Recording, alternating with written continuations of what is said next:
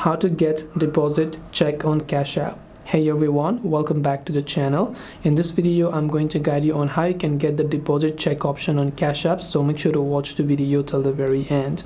Now if you want to basically deposit check on Cash App, and if you don't have that option on Cash App, first of all let me show you. Open up Cash App and log into your account, right?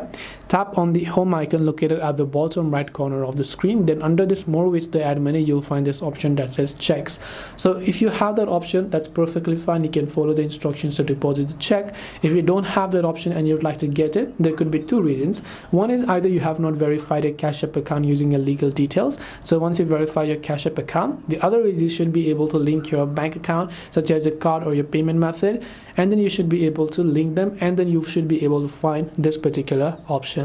And this way you can get deposit check on Cash App. Hope this video was very helpful. If you have got any questions, then feel free to leave them down below. Thank you for watching till the end, and see you soon in the next video.